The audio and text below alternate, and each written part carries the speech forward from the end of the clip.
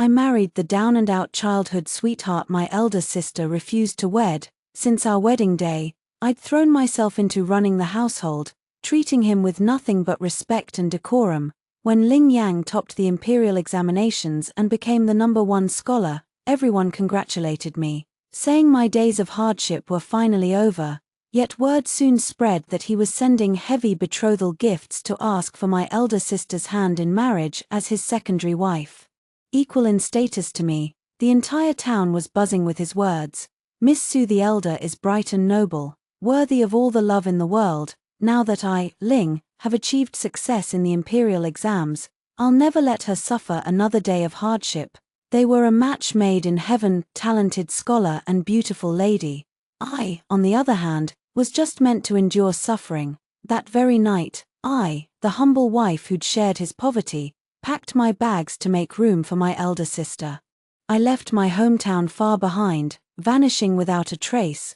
The newly crowned #1 scholar of the dynasty went mad searching for his wife, finally tracking me down in a tiny, remote corner of the world. I stared at Ling Yang, his eyes bloodshot with exhaustion, and asked in confusion, "Why are you looking for me? We never had any feelings for each other, did we?" He fixed his gaze on me, tears spilling from his eyes, but then he let out a bitter, disbelieving laugh. "You mean to say you don't love me?" Ling Yang and my elder sister had been betrothed since childhood, inseparable playmates who shared an innocent affection. But half a month before their wedding day, disaster struck the Ling family. Their entire fortune was seized by the imperial court, only thanks to Ling Yang's aunt, a concubine in the palace, who pleaded for mercy. Did the emperor spare the lives of the Ling clan? My elder sister visited the thatched cottage where the Ling family now lived. When she returned home, she threw a tantrum, refusing to eat or drink, and vowed she would never marry into the Ling family. No one in the Su household dared even mention the surname Ling in her presence. My parents doted on their precious eldest daughter, so their eyes turned to me. My elder sister was bright and proud. A single glance from her could make countless people scramble to bring her whatever she desired. As for me, I was merely the product of my father's drunken mistake. I was never supposed to be born. It was only out of pity for an unborn life that my stepmother allowed me and my birth mother to live in a small, secluded courtyard on the outskirts of the Su mansion.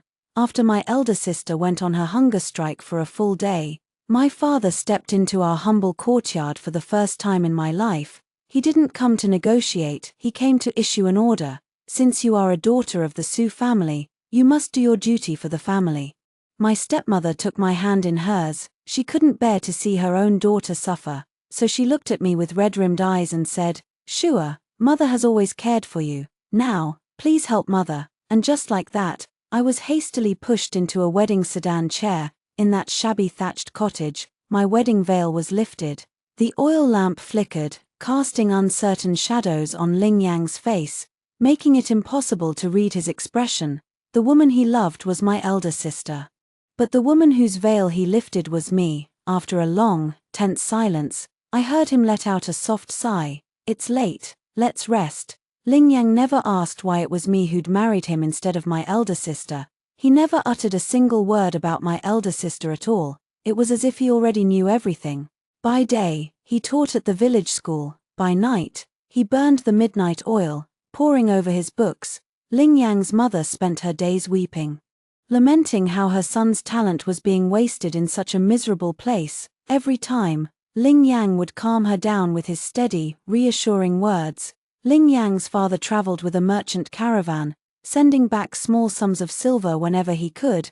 We weren't exactly destitute, but we weren't well off either. Every coin had to be stretched thin. Before I married Ling Yang, my father had warned me to curry favor with the Ling family. He knew Ling Yang was no ordinary man. Sooner or later, he would rise to greatness. The Su family couldn't afford to make an enemy of him. If I did well, my birth mother's life in the Su mansion would be easier. Ling Yang's mother had never lifted a finger to do housework or cook a meal, so all the household chores fell to me. But she didn't like me. She was always saying how if my elder sister had married Ling Yang instead, the household would be running smoothly, and Ling Yang wouldn't be so quiet and withdrawn. It wasn't that I didn't want to make Ling Yang happy, but he was a man of great learning, steeped in poetry and philosophy. All I ever thought about was what to cook for dinner, or how to get rid of the pests in the vegetable patch.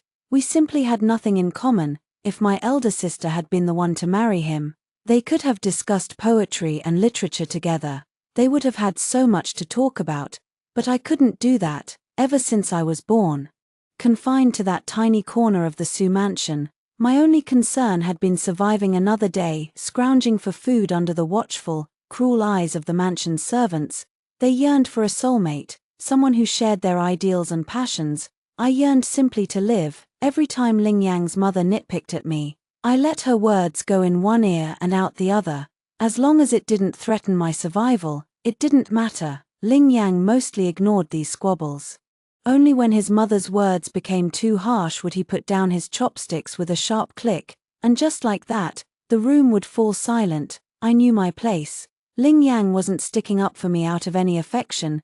He was just tired of his mother's nagging ruining his meal. He was always cold and distant toward me, never getting too close. The only time I'd ever seen him smile was when he was with my elder sister. It was a smile that could melt ice and snow, outshining everything around him.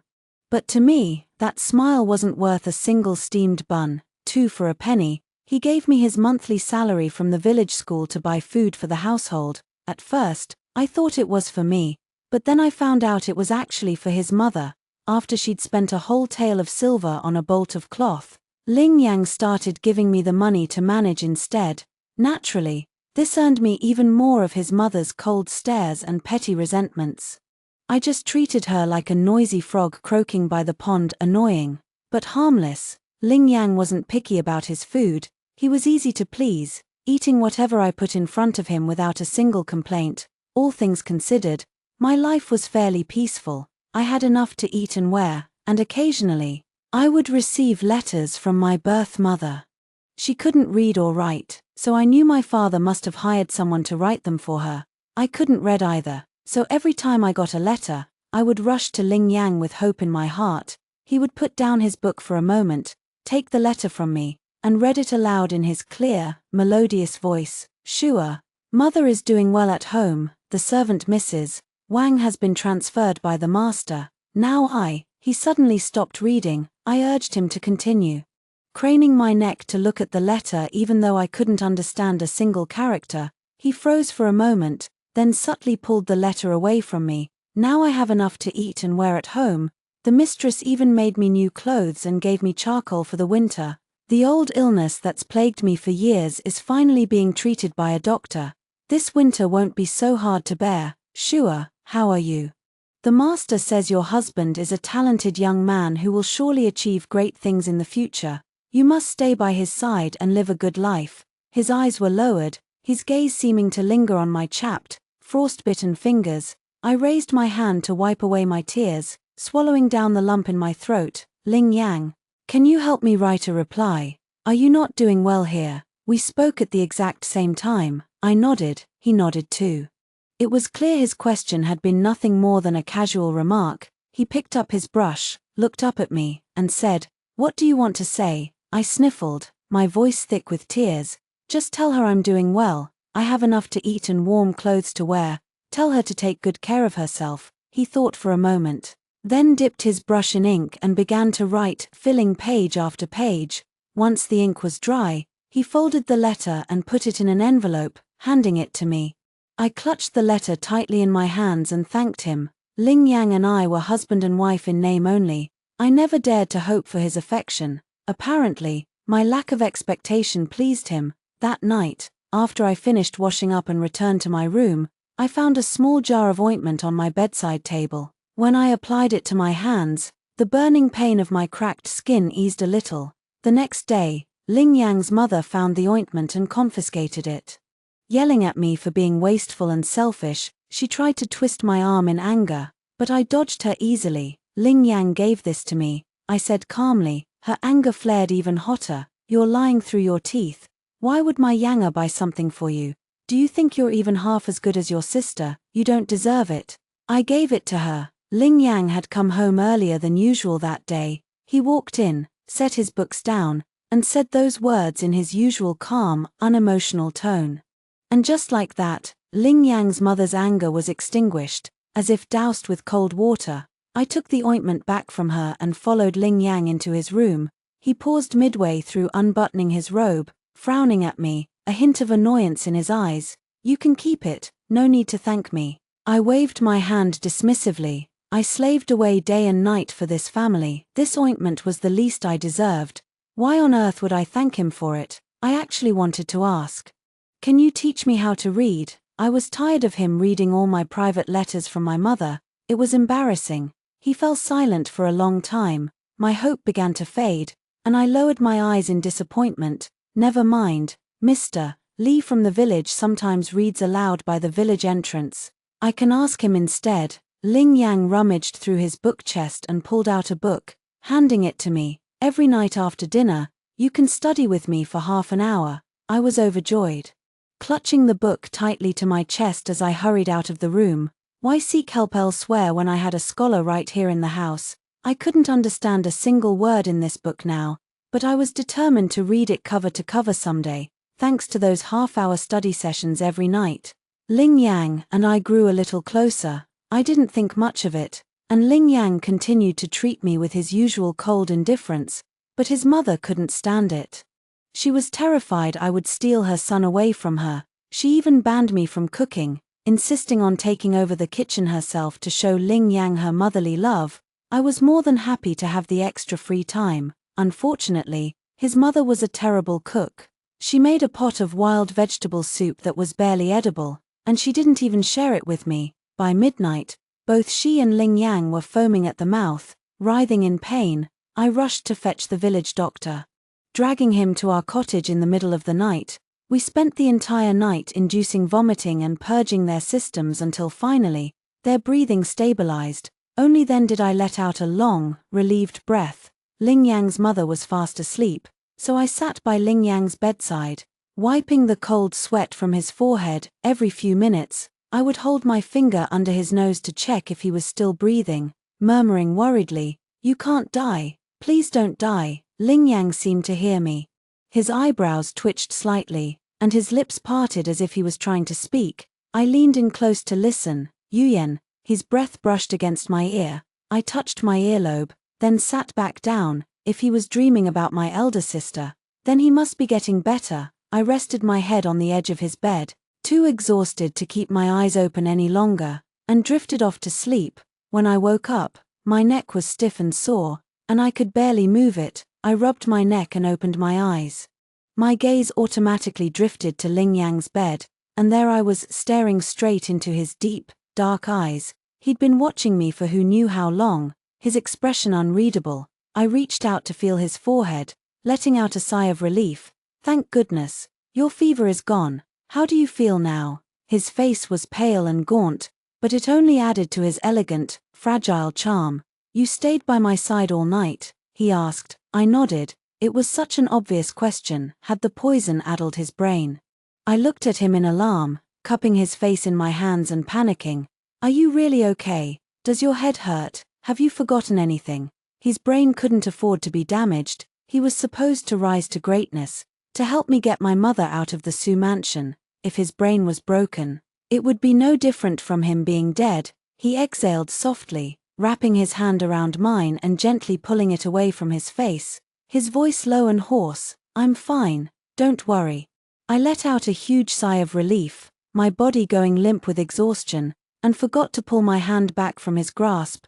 "Good, that's good. I'm so glad you're okay." He pressed his lips together, his gaze lingering on me, his expression suddenly becoming complicated and hard to read. I had no interest in guessing what was going on inside the mind of a man as clever as him. I pulled my hand away. He seemed to grasp at empty air for a split second before letting his hand drop limply onto the bed.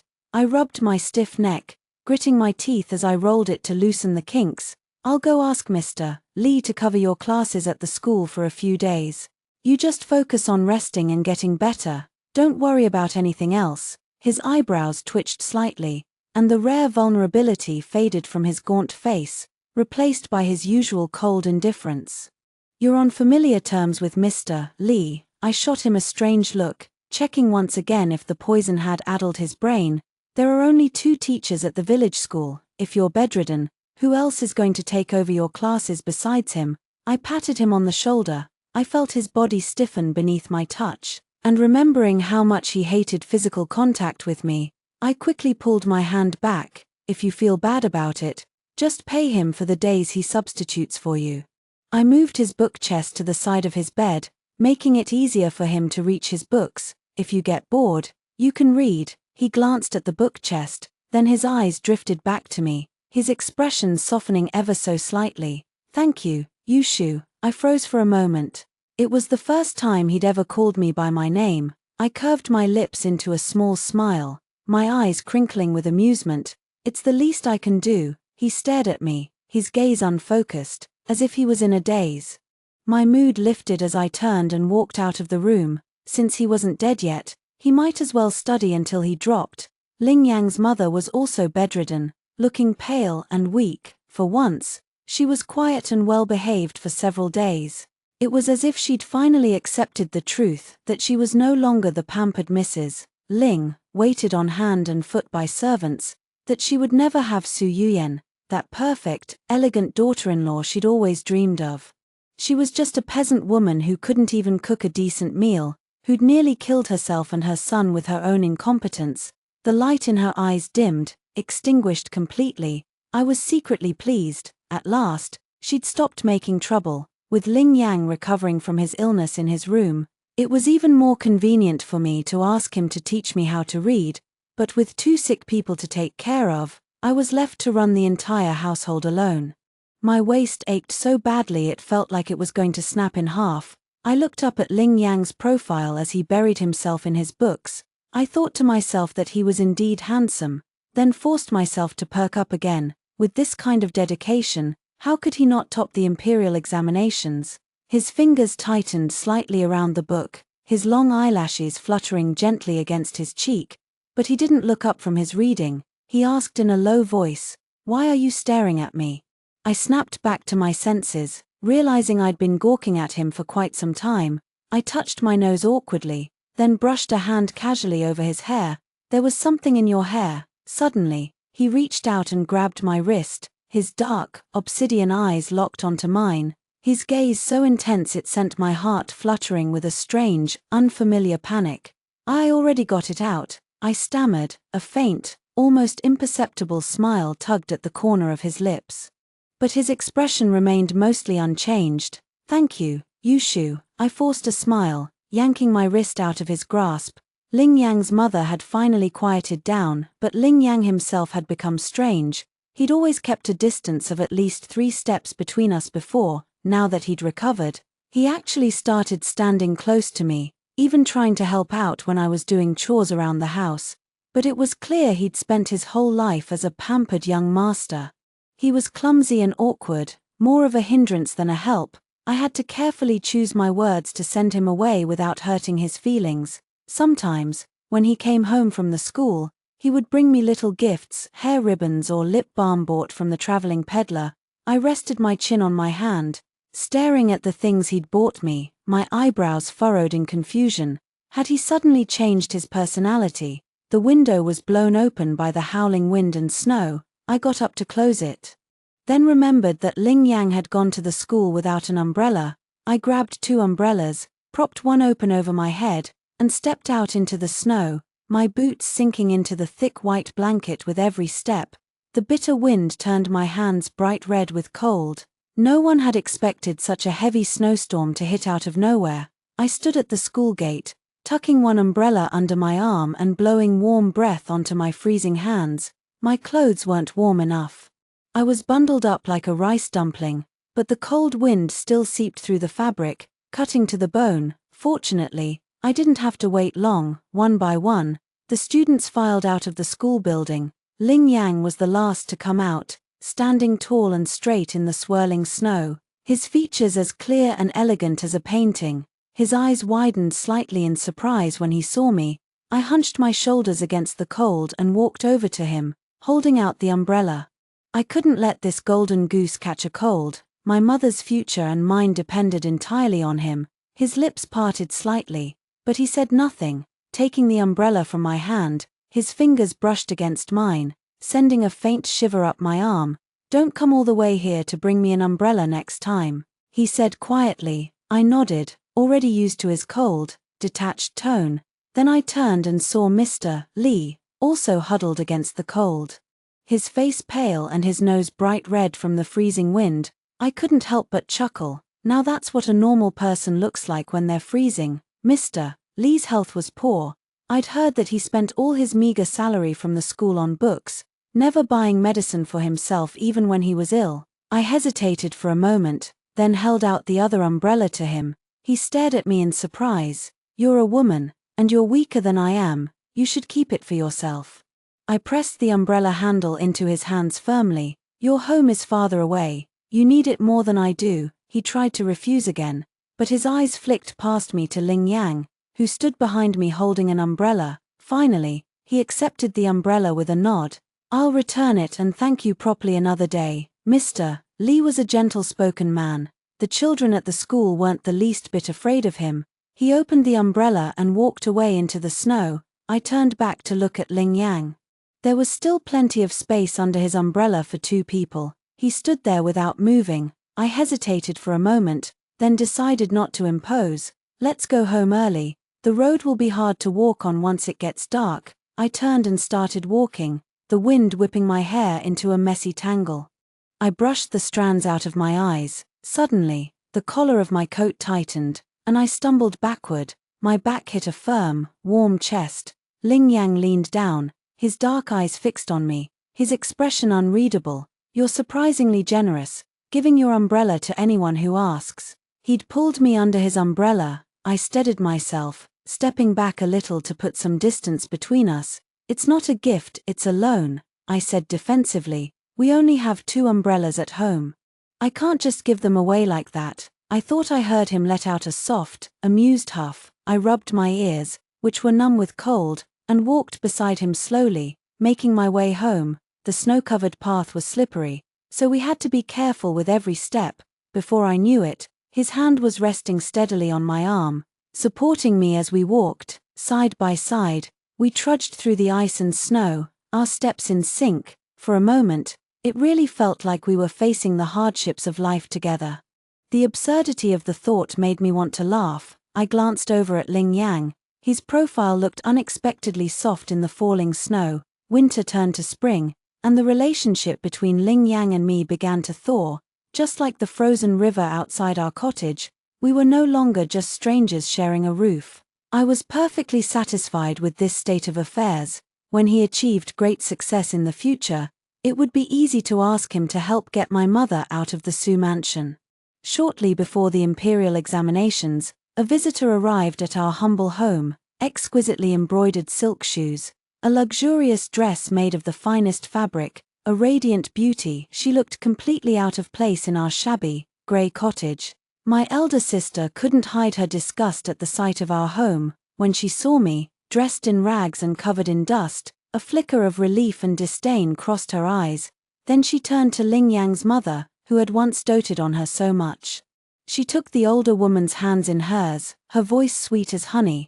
"I'm so sorry I couldn't come to visit you earlier, Auntie. I fell ill not long ago, and I've only just recovered. How have you been these past few years?" Ling Yang's mother looked flattered and overwhelmed, tears of grievance welling up in her eyes as she poured out all her hardships over the years. Su Yuyen listened half-heartedly, her eyes darting constantly toward the door. Ling Yang wouldn't be home for another half an hour.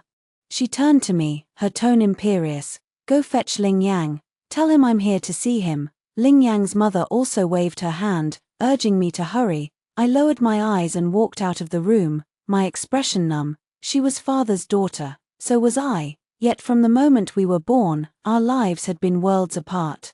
How could I not feel jealous? But the human heart is biased. If it wasn't inclined toward me, there was nothing I could do to change it. I'd accepted that truth a long time ago.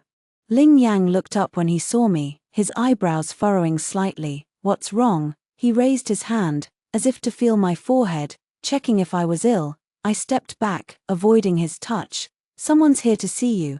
I'm not finished with class yet." I stared at him, my voice flat. "You'll want to see her." She was the woman he'd longed for day and night. the name he'd moaned in his sleep when he was delirious from the poison. In our shabby little courtyard, their eyes met, instantly. Su Yuyen's eyes filled with tears, Ling Yang's body went rigid, his voice cold and stiff, devoid of any emotion. "What are you doing here?" Su Yuyen was taken aback by his icy tone. Tears spilled down her cheeks, making her look even more delicate and pitiful. Ling Yang's mother shot her son a sharp glare. "How dare you speak to Yuyen like that?" Su Yuyen walked toward Ling Yang, sniffling as she explained. "Ling Yang, I was really ill back then. Father and mother were so worried about me, they were afraid I wouldn't survive the hardships of living here. It wasn't that I didn't want to marry you." Her magnificent carriage had already attracted a crowd of curious villagers. Their eyes peered over the bamboo fence, all fixed on the scene unfolding in our courtyard. Ling Yang's mother pulled Su Yuyen into the house, then shot her son a meaningful look. "Go inside and talk to her privately." Ling Yang's expression flickered with emotion for a moment, then he nodded and walked into the house. Clearly, the bond between childhood sweethearts hadn't been broken by their years apart. I sat in the courtyard, sorting through a basket of beans. Ling Yang's mother stood guard at the door, as if afraid I would go inside and interrupt their reunion. But our shabby little cottage had paper-thin walls. I could hear Su Yuyen's soft sobs clearly. A beautiful woman crying was enough to melt any man's heart. She explained how she'd been too ill to marry him, how she'd been afraid of being a burden to him. Now that she was healthy again, she only wished him success in his future career. She didn't ask for anything more. There was a long silence inside the house. Then Su Yuyen walked out, her eyes still red from crying, but a faint smile playing on her lips. She came over to me, holding out a letter. "This is from Aunt Lin, don't worry. Little sister, she's living peacefully in the Su mansion, and she's doing well." I took the letter from her. She leaned down, her lips brushing against my ear as she whispered, "You and Ling Yang have never shared a bed, have you?" My body stiffened completely. It was a question, but her tone was filled with absolute certainty. She let out a soft, mocking laugh. "He's always been such a picky man. He even has specific requirements for his ink, brushes, paper, and inkstone. Do you really think someone like him would settle for just anyone in his bed? Not everything is good enough for his eyes." I lowered my head, dropping a bean into the basket, and bit back a retort. "You have no idea, sister. A man can afford to be picky when he's not in dire straits, but when there's no other choice, even someone like Ling Yang, who can bend and adapt to survive, will take what he can get." But now wasn't the time for petty arguments. My mother was still in their clutches. I couldn't risk saying something that would put her in danger. Su Yuyen reached out and straightened the collar of my coat, her fingers cold against my skin. "Your collar was crooked, little sister. I fixed it for you. Next time, remember to check your appearance in a mirror before you go out. It's not proper to let others see you looking such a mess." I nodded obediently. "I will, sister." She smiled and patted my cheek gently, then turned to bid Ling Yang's mother farewell. Ling Yang stayed inside the house the entire time, never coming out to see Su Yuyen off. I glanced through the window. In his hand was a delicate silk sachet I'd never seen before. The sachet was as beautiful, elegant, and luxurious as Su Yuyen herself. It looked like something that should never be touched by the dust and grime of our humble life. He stared down at the sachet, his expression unreadable. I went back to my room and tied the cloth sachet I'd made around my waist. It was just a rough piece of fabric filled with dried medicinal herbs, plain and unadorned, not at all pretty. It was good enough for my own use. I had no intention of ever giving it to Ling Yang now. He'd been raised in luxury all his life. He could easily tell the difference between something cheap and something valuable, when a man's down on his luck. He can't afford to be picky, but now that he has a choice, I won't cling to him like a fool. It would only be humiliating. Besides, Su Yuyen had swallowed her disgust and come all the way to this backwater village, warning me subtly to know my place and stay out of her way. That alone made it clear. Ling Yang had only been down on his luck temporarily. The imperial examinations were fast approaching. His chance to turn his fate around was almost here. Yet as the day drew nearer, I grew more and more restless. Mr. Li had resigned from the village school to focus entirely on his studies for the exams. Ling Yang was swamped with work. Dark circles formed under his eyes, growing darker with each passing day. He was the only teacher left at the school, responsible for all the students. The work was exhausting, both mentally and physically. I suggested to him, why not put the school on hold for a while? Focus on your own studies. He pressed his fingers to his temples and shook his head, his voice weary. Father hasn't sent a letter in months. Ling Yang's father was still traveling with the merchant caravan. No letters, no silver. The family's only source of income was Ling Yang's meager salary from the school. We'd managed to save a little, but not nearly enough. I sighed inwardly. Su Yuyan, if you were going to come all this way, you could have at least left us some money. A silk sachet can't be eaten or drunk. Love is supposed to keep you fed, isn't it? Well, let Ling Yang starve on his childhood sweetheart's affection then. My face must have looked miserable, because Ling Yang softened his tone, saying gently, it's all right. I bit my lip, staring at him. You're working yourself ragged. You can't study properly when you're this tired. You'll wear yourself out.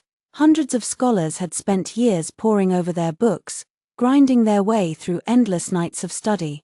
All eager to prove themselves at the imperial examinations, Ling Yang had countless rivals. If he fell ill, or if he wasn't fully prepared, it wouldn't be impossible for him to fail. My worry was written all over my face. A faint smile tugged at his lips. He reached out, brushing a strand of stray hair away from my face. I froze, my body going rigid with surprise. I took an instinctive step back. He lowered his hand, his expression calm, as if nothing out of the ordinary had happened. He looked so unperturbed that I felt silly for overreacting to his small gesture. You should rest, I said quickly. I'll go check if there's anything else that needs to be done. Ever since our wedding day, he'd slept in his study. His excuse back then had been that he studied late into the night, and he didn't want to disturb me. No one had objected to this arrangement. He wanted peace and quiet. I had no interest in sharing a bed with him anyway. Ling Yang's mother was counting on him to top the examinations so he could marry a daughter from a noble family. We all had our own agendas. I left the study and stayed up late mending some clothes. A needle pricked my finger, and a bead of blood welled up. I popped my finger into my mouth, sucking on it gently. The faint sting helped clear my scattered thoughts. All the letters I'd sent to the Su mansion asking for money had vanished without a trace. I didn't understand why father was so eager to curry favor with Ling Yang, yet refused to spare even a little money to help us through this tough time.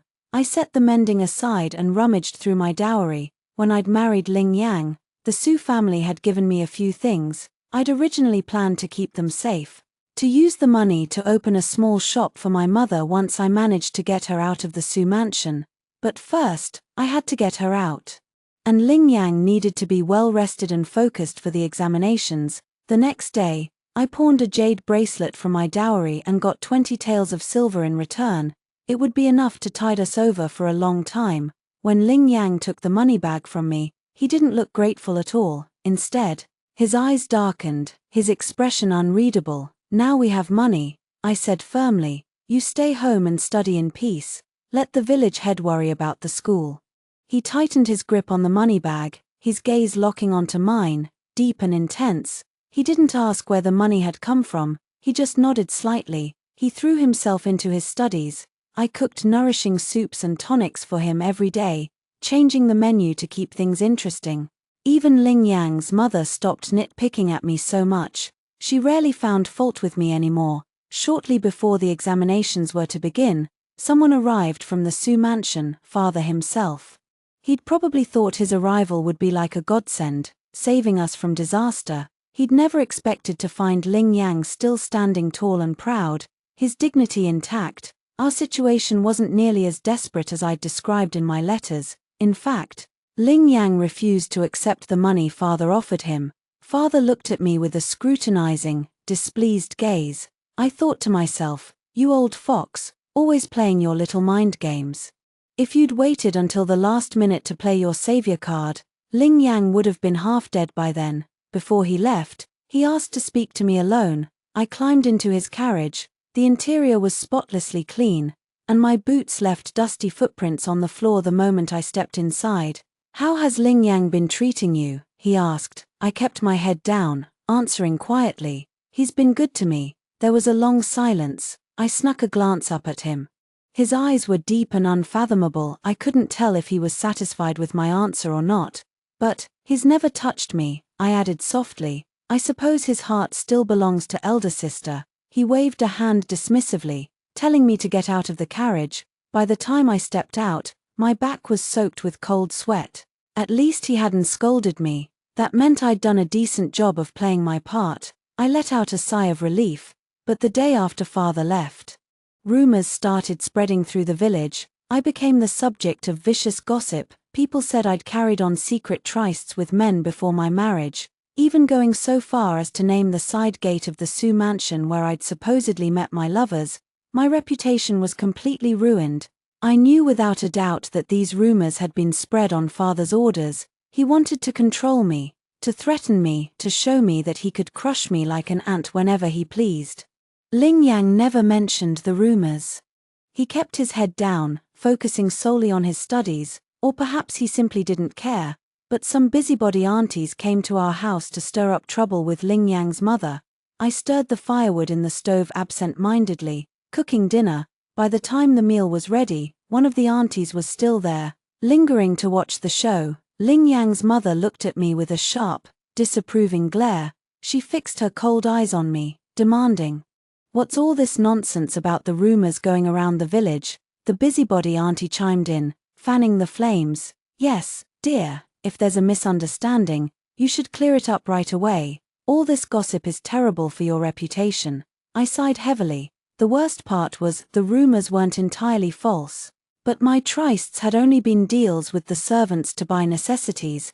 The maids in the inner courtyard of the Sioux mansion had stolen everything I'd bought, never letting any of it reach us. A half-truth was the hardest thing to refute. I began. Ling Yang's dark, piercing gaze shot toward the busybody auntie. His voice was cold and sharp as ice. "She is my legally wedded wife. I know exactly what kind of person she is. She doesn't need to prove her innocence to anyone, and certainly not to you." The auntie's face turned red and then white with embarrassment. She mumbled defensively, "I was only trying to help. What if you're being fooled?" Ling Yang shifted slightly, stepping aside to reveal the door. His tone was final. "You may leave now." The auntie stormed out, her face black with anger, muttering about how ungrateful we were.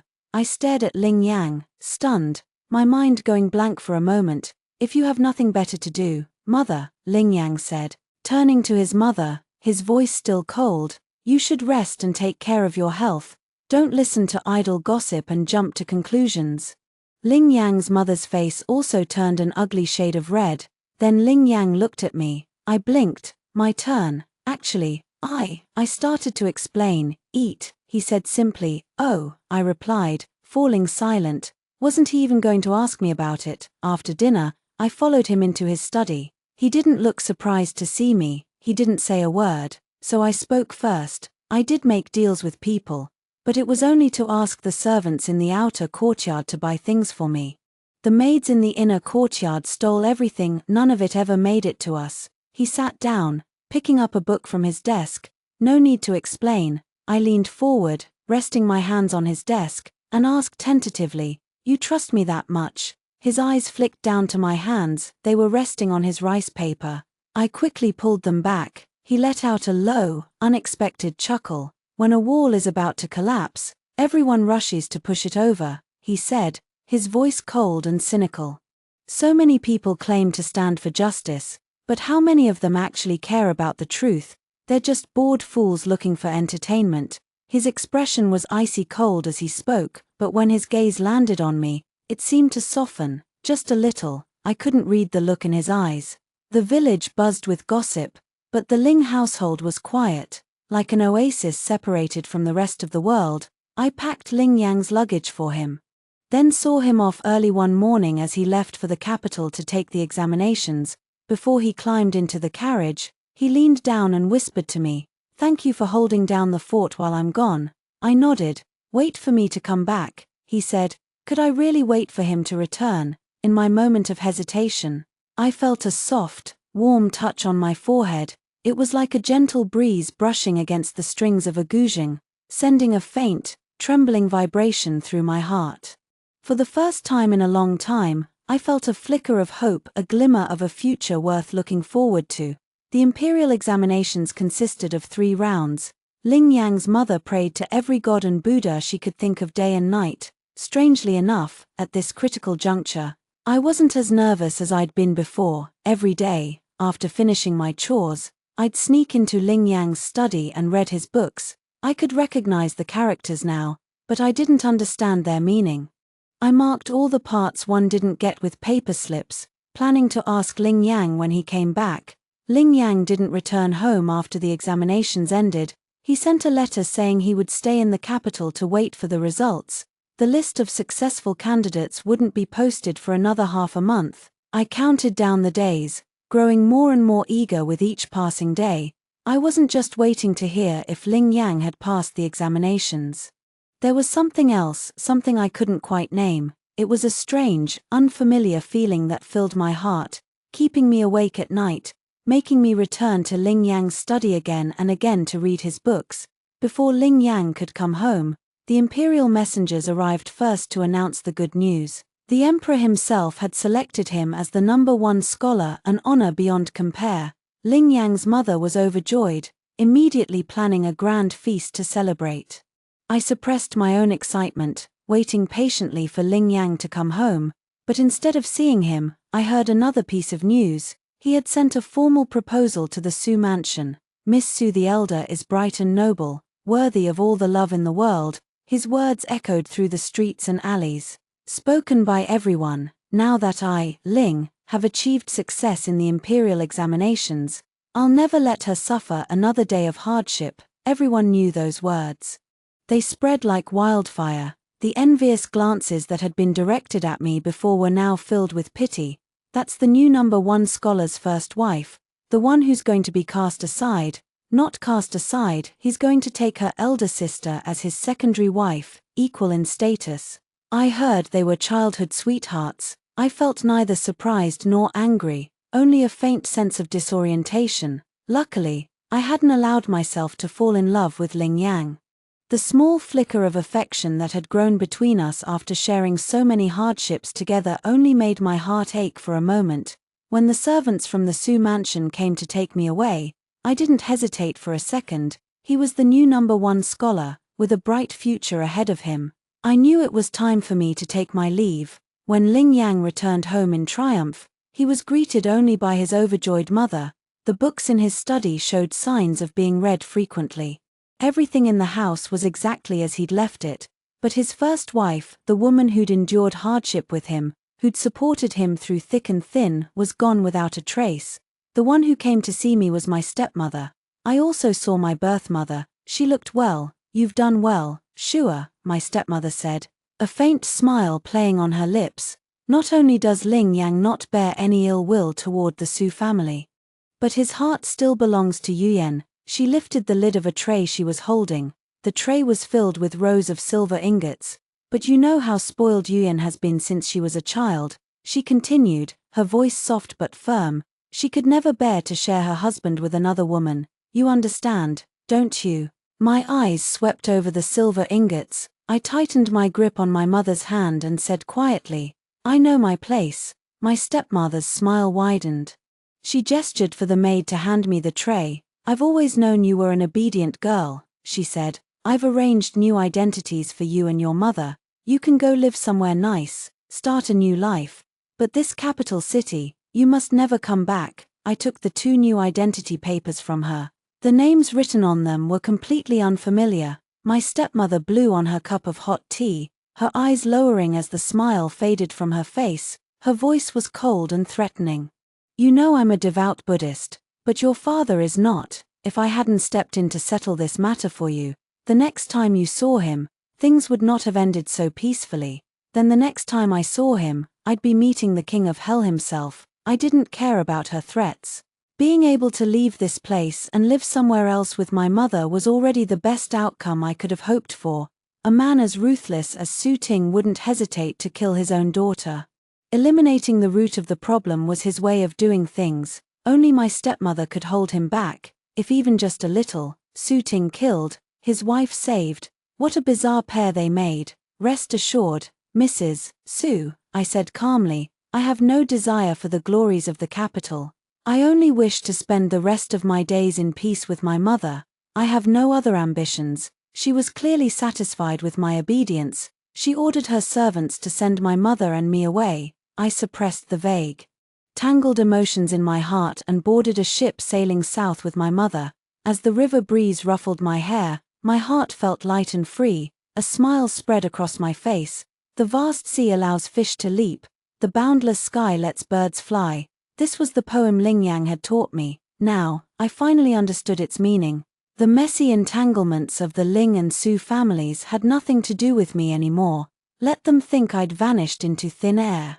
The Su family would surely come up with some suitable excuse. Most likely, they'd pin a few more crimes on me, claim I'd run off with my lover, or something equally scandalous. They were experts at twisting the truth. As for Ling Yang, he was riding high on his success, with the woman he loved by his side. I doubted he had any time to spare thinking about his plain, homely ex-wife. The climate in Jiangnan was mild and pleasant, and the people were simple and honest. Even the local dialect, soft and melodious, sounded beautiful even when someone was scolding you. I exchanged all the remaining items from my dowry for silver notes, then used the money to open an embroidery shop for my mother in a small town. Her embroidery style was completely different from the local ones, and her work quickly became highly sought after. Wealthy merchants and noble families from all over the region came to place orders for her pieces. The small courtyard where we'd initially settled soon expanded into a proper mansion.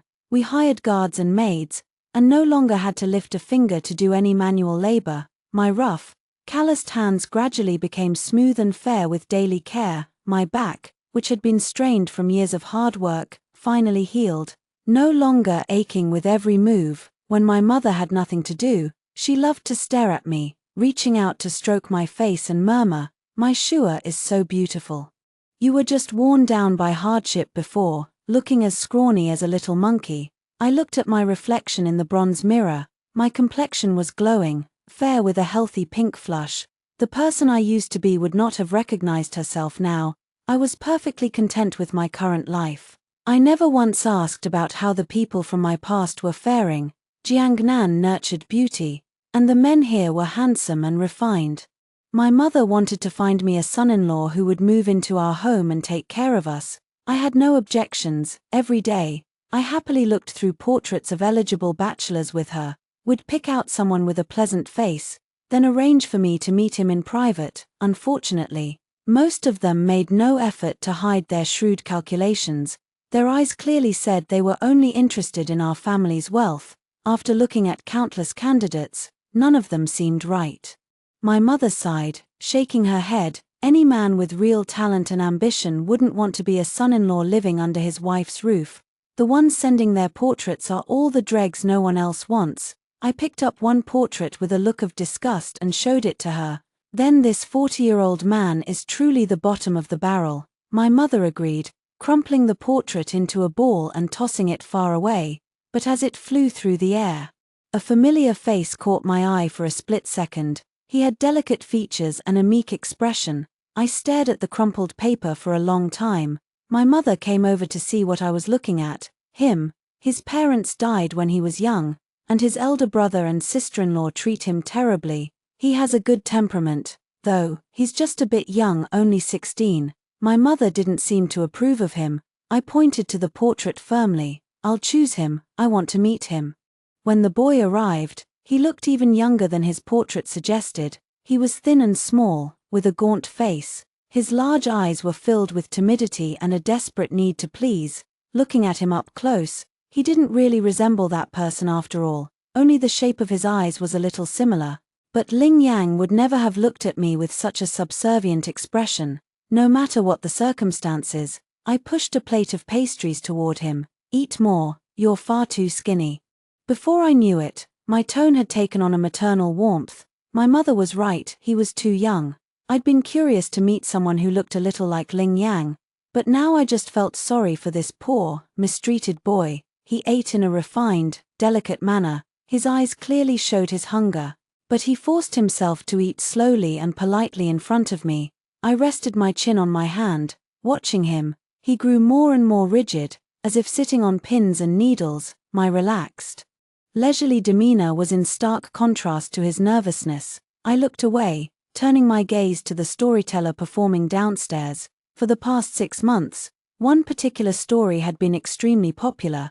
It told the tale of a poor scholar who rose to fame after passing the imperial examinations, only to find that his wife had disappeared without a trace. He struggled to advance in his official career, constantly hampered by political rivals. While his secret search for his wife yielded no results, new chapters were added every day, and the storyteller always ended with the same suspenseful line, "Has the number one scholar's wife been found today?" I listened to the story with great interest. It felt strangely familiar, like a distorted version of my own life with Ling Yang.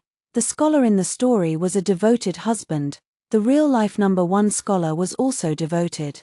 They just devoted themselves to different women. I sighed softly. The boy across from me froze mid-bite, silently putting down his pastry. "I'm full." He must have misunderstood my sigh. I smiled at him reassuringly. "It's all right. There's plenty more where that came from." He pressed his lips together, shaking his head, and pushed the plate of pastries toward me. The plate slid across the table with a loud clatter. His sleeve rode up, revealing a forearm covered in bruises. My eyebrows furrowed in concern. Dead parents, cruel brother and sister-in-law, a broken, beaten-down boy. Xianxia. I called his name. He looked up at me, his expression flustered and awkward. I hoped I'd remembered his name correctly. "My embroidery shop is looking for an errand boy," I said gently. "We'll provide room and board, and the monthly salary is quite good. Would you be interested in the position?" If I'd told him directly that he wasn't suitable to be my husband, he would have been severely punished by his brother and sister-in-law when he returned home. But I couldn't just take him in as my son-in-law either. For one thing, his brother and sister-in-law were notoriously difficult to deal with. If I'd chosen Xianxia, we would have had to face their endless harassment and demands for money. This compromise was the best solution. I could help him escape his miserable situation without bringing trouble upon myself. Xianxia stared at me, his dim, lifeless eyes suddenly lighting up as if a flame had been ignited in them. Thank you so much, miss," he stammered, bowing his head in gratitude. The next day, he arrived at the embroidery shop. The manager arranged for his accommodation and meals, with a full belly and a warm bed to sleep in every night. Xianxia grew quickly. His features became more defined, and when he stood at the entrance of the shop, he even attracted quite a few young ladies to come inside and browse our wares. What a good investment. I also learned embroidery from the skilled craftswomen we'd hired, and soon became quite proficient. In my free time, I embroidered small, delicate patterns to give away as gifts to our customers. My mother continued to arrange matchmaking meetings for me, but year after year, none of the candidates seemed like the right fit. Instead, I started visiting the tea house more and more often. The tea house owner had taken a fancy to my mother, and now I could go there to listen to stories and meet potential suitors without paying a single cent. Another great deal. We lived a peaceful, happy life for 3 years. Then, another group of scholars returned home after the imperial examinations.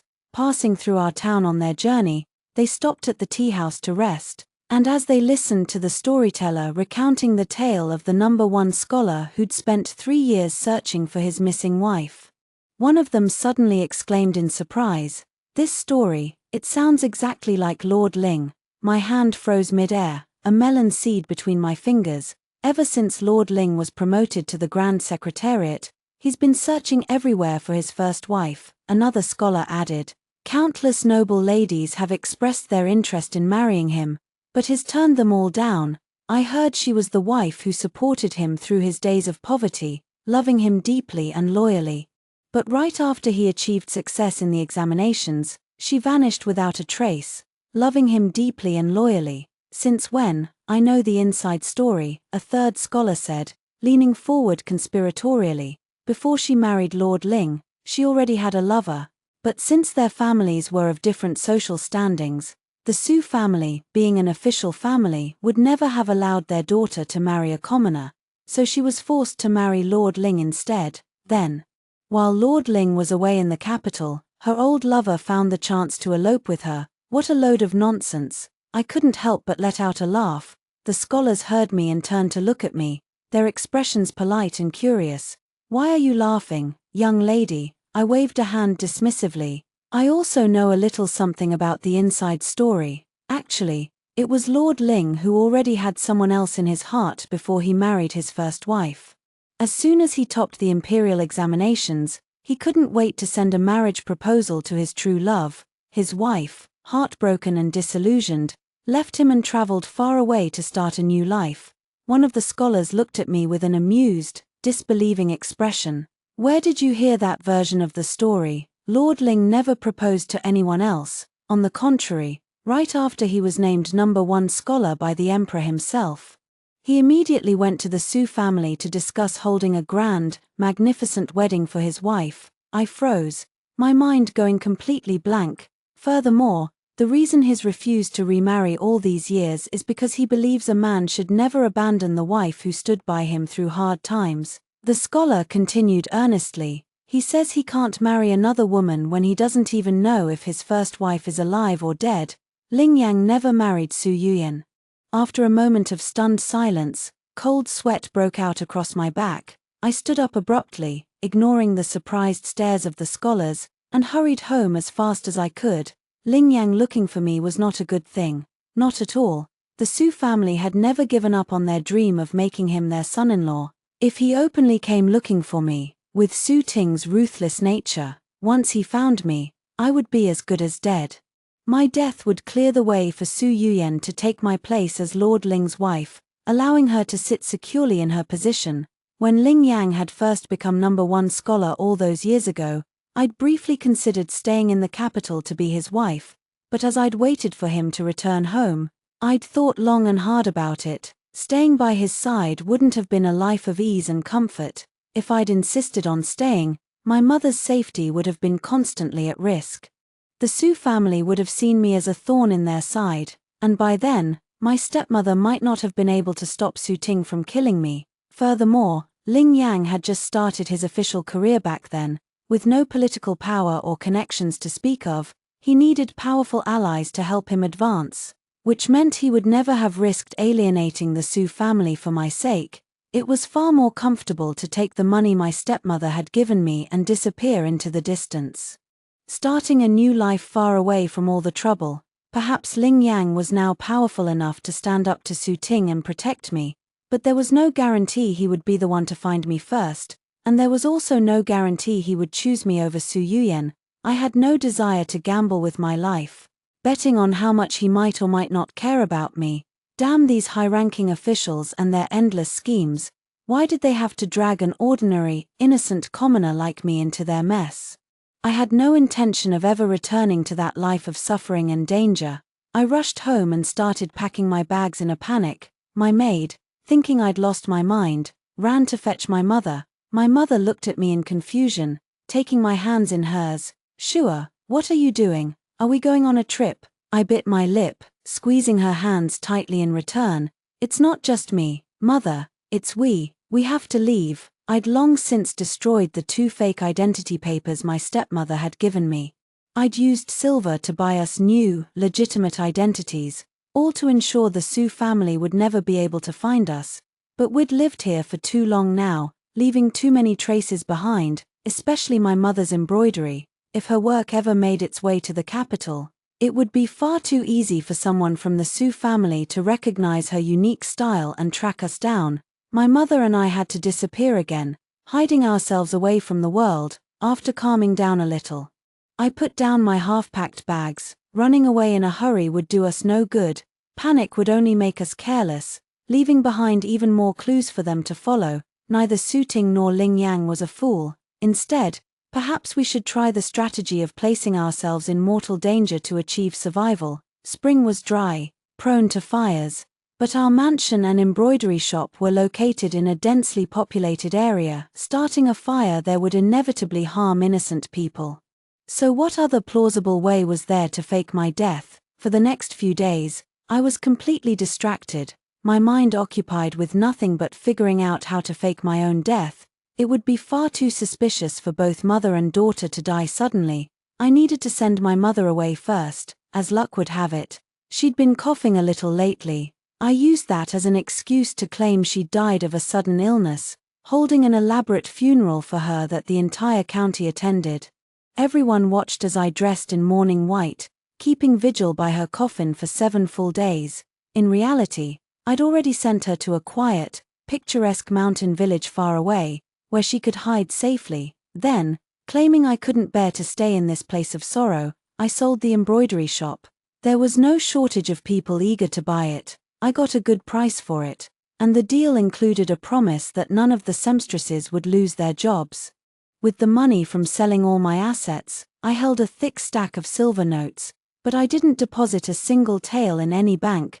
This identity would have to be discarded sooner or later anyway. Just as I was about to climb into the carriage and leave, someone called out to me from behind, "Miss." I paused, holding onto the carriage door as I turned around. Xianxia stood there, his lips pressed together, as if he had something to say but couldn't find the words. He'd grown a lot over the past few years, his body developing in a way I'd never expected. The shopkeeper always joked that every bite of food he'd eaten had gone to good use. Now, Xianxia was tall and broad-shouldered. Standing next to him, I only reached his shoulders. He looked strong enough to knock a man out with one punch. Surely no one would dare bully him anymore, not even his brother and sister-in-law. "The new owner of the shop promised me he wouldn't replace any of you," I said reassuringly. "You can stay there and work in peace." He shook his head, the timidity he'd once shown completely gone, though he still looked nervous and awkward, a strange contrast to his imposing size. "Miss, where do you plan to go after this?" "I'm going to visit my mother's hometown first," I lied. "Then, miss, can I come with you?" I froze, caught off guard. It wasn't that I begrudged him the cost of traveling with me. After all, I was more than wealthy enough now. It was just. I looked into his hopeful eyes. I hesitated, my expression showing my dilemma. I was running for my life. Adding another person to the mix would only increase the risk. Besides, one could never be too careful. If he saw my mother alive and well after I'd held a funeral for her, how on earth would I explain that? As I fell silent, the light faded from Xianxia's face. "The roads out of the county are dangerous," he said quietly. "Let me escort you part of the way, at least." He'd understood my unspoken refusal. I couldn't bring myself to deny his final request, and that decision would save my life.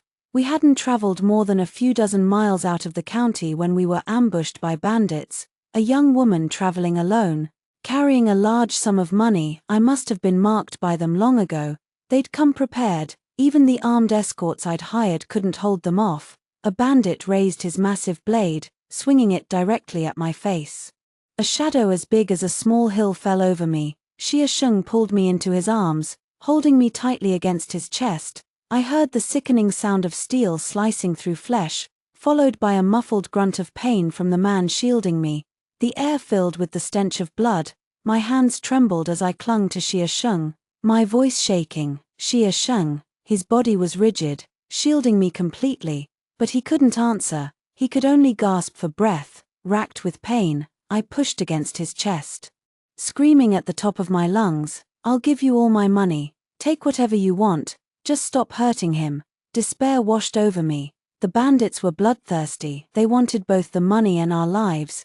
Just then, a group of government officials surrounded us. The bandits, clearly unwilling to face off against the authorities, cursed loudly and fled into the mountains. I sank to the ground, holding Xianxia in my arms. His blood soaked through my clothes, staining them crimson. I was so terrified I'd lost all sense of myself, tears streaming down my face unchecked. "Please, officers, save him. Please save him." A carriage pulled up nearby. The driver lifted the curtain, and a tall, slender man stepped out. My vision was blurred with tears. I heard steady footsteps stop beside me, followed by a voice filled with concern. "We need to make suppressing these bandits a top priority. First, tend to the wounded man's bleeding." The officers nodded, obeying his orders as they carefully lifted the unconscious Xianxia from my arms.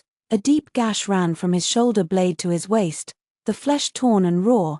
I couldn't bear to look. I sat on the ground, my legs too weak to stand. A handkerchief appeared in front of me. "Are you injured?"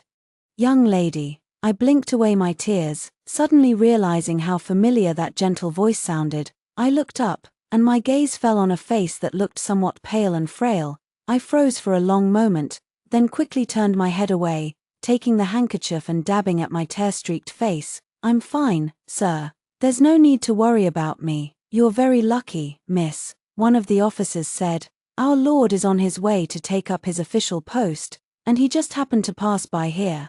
That's why we were able to save you. I lowered my eyes, murmuring my thanks. Mr. Lee had passed the Imperial examinations too. I stole a glance at him. He nodded slightly in my direction. It seemed he hadn't recognized me. I let out a quiet sigh of relief. These past few years of living in comfort had clearly changed me a great deal. Where are you heading? He asked kindly. If our paths are the same, you're welcome to travel with us. It's far too dangerous for a young woman to be traveling alone. I looked at Xianxia, his face ashen with blood loss, and nodded my agreement. Li Mingtsang assigned one of his officers to drive my carriage for me. When we reached the neighboring town, Li Mingtsang went to report to the local government office. I took Xianxia to the medical clinic, then paid some beggars loitering in the corner to spread rumors that a young female merchant had been killed by bandits on the road. This town wasn't too far from the county where my embroidery shop was located. Sooner or later, the news would reach there. Once that was done, I returned to the clinic and collapsed onto the chair beside Xianxia's bed, exhausted. I fell asleep almost immediately. I'd never seen such a bloody scene before. The shock of the day had left me feeling nauseous, my temples throbbing with pain. When I woke up, my throat was parched and sore, my head felt like it was splitting apart, and every muscle in my body ached. I lay in bed as a female physician felt my pulse. The young lady has developed a fever from shock and excessive worry, she said gently. You must rest well. I thanked her and closed my eyes, wincing at the pain in my head. My suffering wasn't just physical, I also had to think about our future. Xianxia had taken a knife wound for me, and his life still hung in the balance. I couldn't just abandon him. Li Mingtsang was now the magistrate of this town. For safety's sake, I couldn't stay here long either.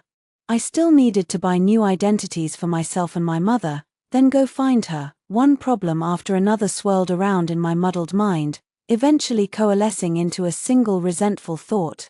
Ling Yang, why are you looking for me? I slept fitfully in my illness. Waking up in a cold sweat from constant nightmares, I dreamed of Ling Yang standing in the snowstorm, walking toward me step by step. Each step he took left a trail of blood-stained footprints in the snow. He held out his hand to me. His voice soft. Yushu, I've finally found you. I jolted awake from the dream, my heart pounding so hard it felt like it would burst out of my chest. I pressed a hand to my heart, trying to calm myself down, but the image of Ling Yang's deep, intense gaze lingered in my mind. After a few moments, I slapped my cheeks lightly to clear my head. Just then, the female physician came in to tell me that Xianxia had woken up. I dragged my aching body out of bed to see him, feeling weak all over. He was lying on his stomach, his back wrapped in thick layers of bandages, faint traces of blood seeping through the cloth. His eyes locked onto mine the moment I walked in. Miss, are you hurt? Why do you look so pale? I sat down beside his bed, smiling weakly. You almost died. And you're still worrying about whether my face looks pale or not. His already pale lips pressed into a thin line, his face filled with remorse. I failed to protect you, miss. The doctor said it was only thanks to Xianxia's strong constitution that he'd survived. If that knife wound had been inflicted on anyone else, they would have either bled to death or died from infection and fever. I poured him a cup of warm water. I'd only given him a way out, a simple act of kindness on my part. I'd never imagined he would repay me with his life. You're not my employee anymore, I said quietly. My life is precious, but so is yours. He tightened his grip on the teacup, his voice so low I could barely hear it. My life is worth no more than a blade of grass. It's meaningless. My throat tightened, and I clenched the fabric of my skirt tightly in my hands. That's nonsense, I said firmly. Your life is as tough as a rock, unbreakable by wind or rain. I never want to hear you speak of yourself so lightly again. When you're trapped in a life of suffering, it's far too easy to give up on living if you lose the will to keep going. I looked down at Xianxia as he slowly sipped his water, his face pale and expression numb. For a moment, I saw the timid, frightened boy he'd once been. Xianxia, I said suddenly, I'm still looking for a bodyguard. You need to get well soon so you can protect me in the future. He froze mid-sip. Blinking in surprise, he looked up at me, his eyes wide and unblinking. Miss, I mean it, I said. From now on, you'll stay by my side.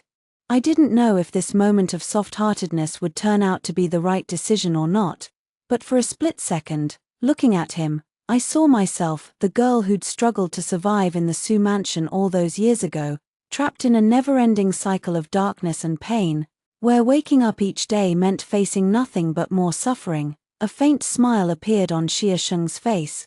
The doctor said his recovery was going remarkably well after that. My illness lingered, fading slowly day by day.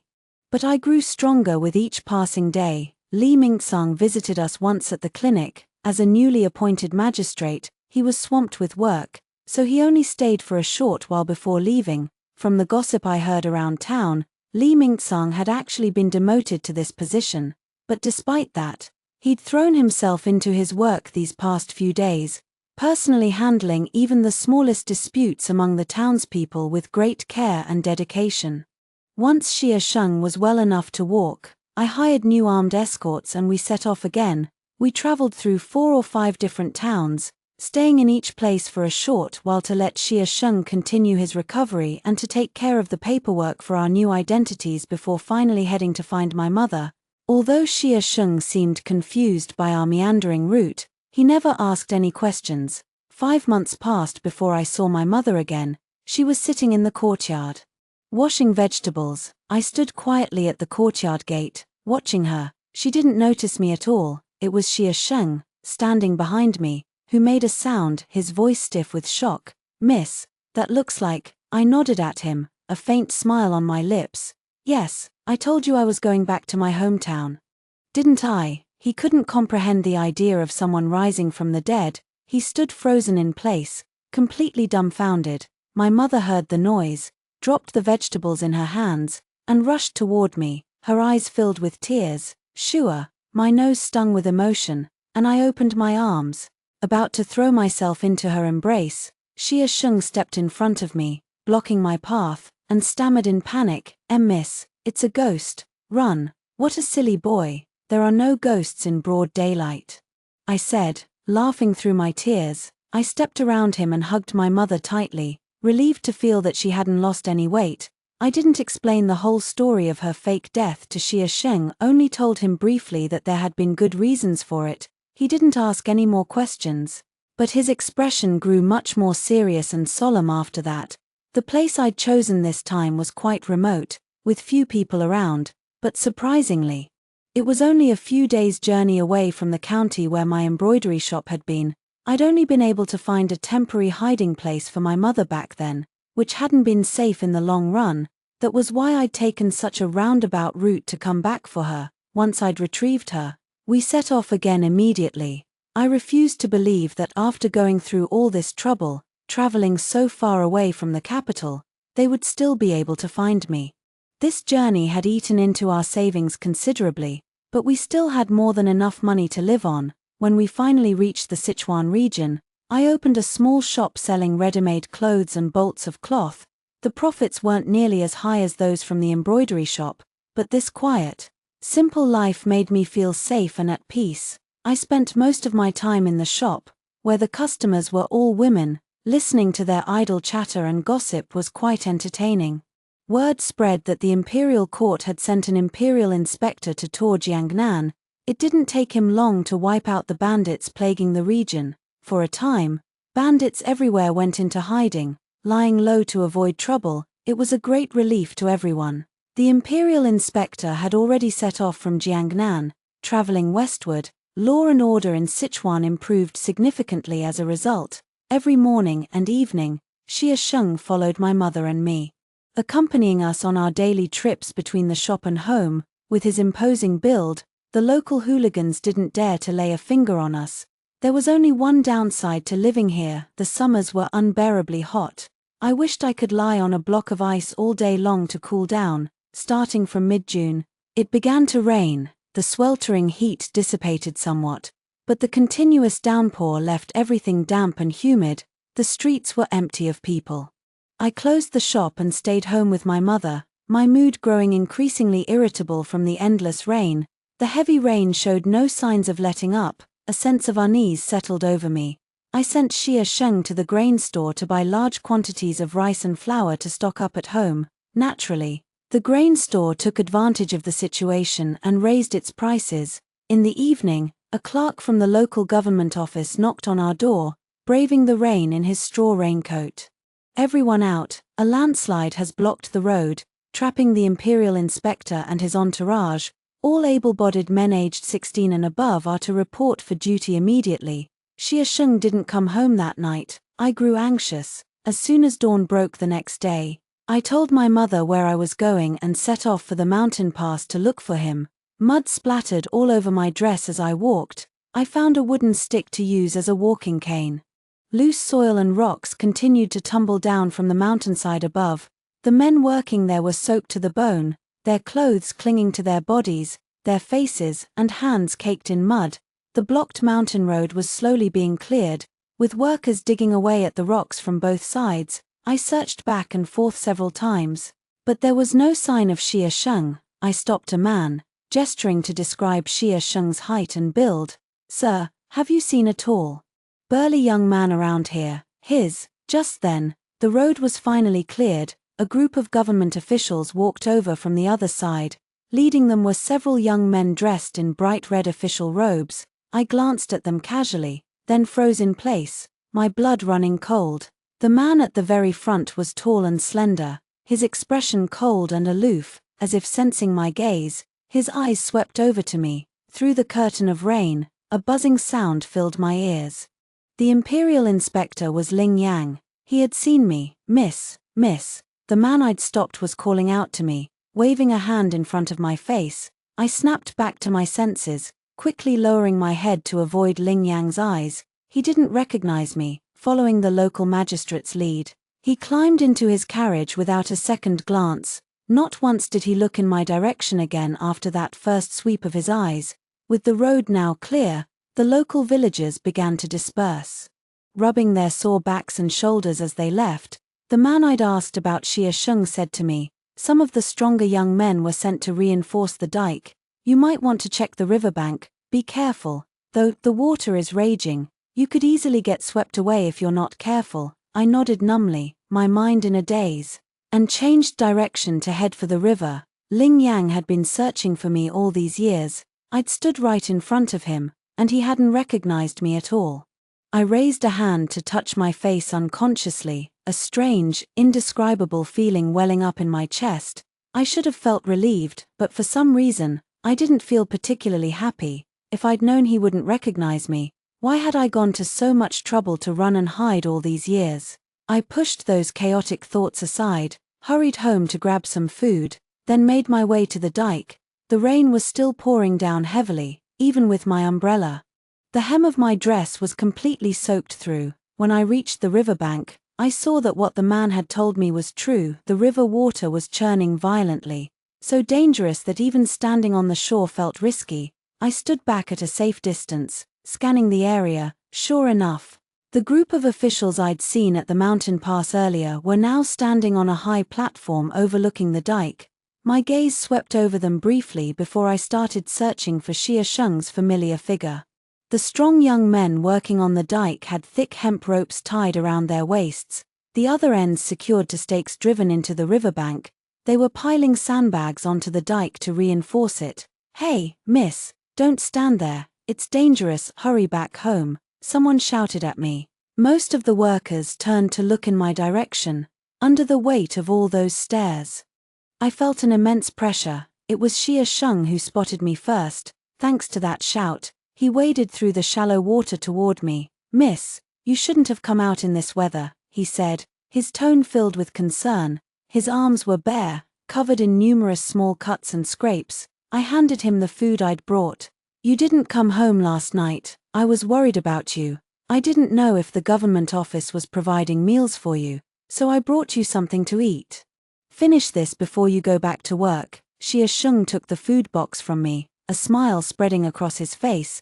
They set up porridge stalls for us, and every one of us working here is getting 5 taels of silver as compensation. I frowned. The work you're doing is so dangerous, you deserve every penny of that money. He raised a hand to wipe the water droplets from his face. I pulled out a handkerchief and offered it to him. We don't need that 5 taels of silver at home, I said softly.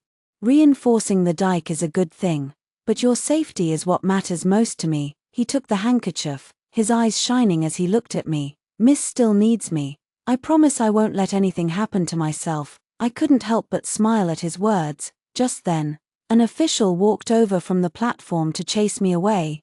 This isn't the place for idle chatter, miss. Hurry back home before the rain gets even heavier and you can't make it back. Xianxia nodded in agreement. Yes, miss.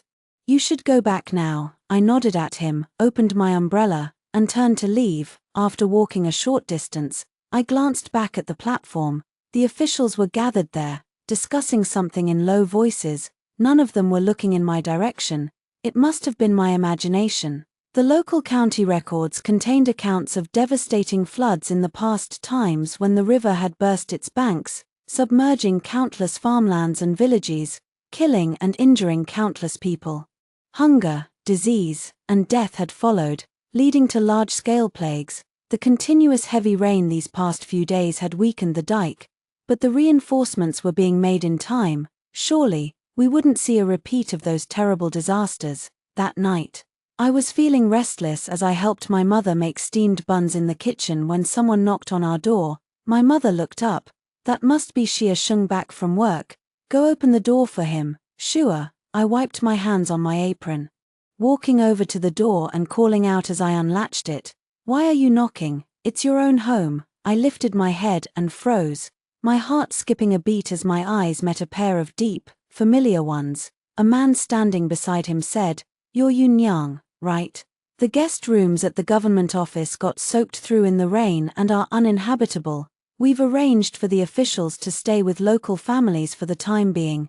This is Lord Ling." Under his intense gaze, I found it hard to speak. Lord Ling, clean out a room for Lord Ling at once. The man instructed sternly. Make sure you don't neglect him in any way. His words took me by surprise. I blurted out without thinking, I can't. Who had come up with this absurd idea of housing officials in ordinary people's homes? Were all the inns in town really full? TSK, such an ungrateful woman.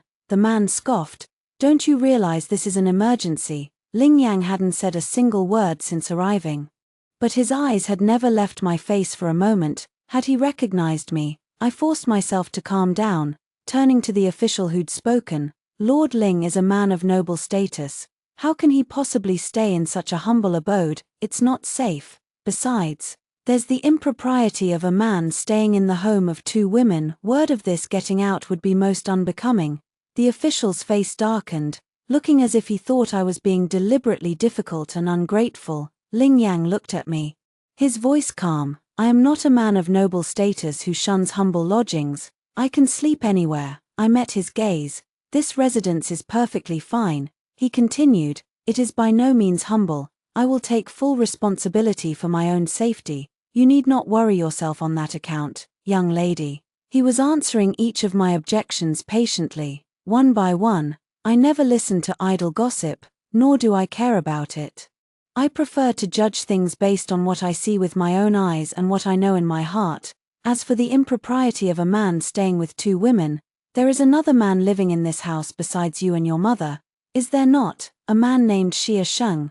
You are not husband and wife, correct? The rain began to fall even harder. The official grew impatient, urging me, Yunyang, stop wasting time and do as you're told.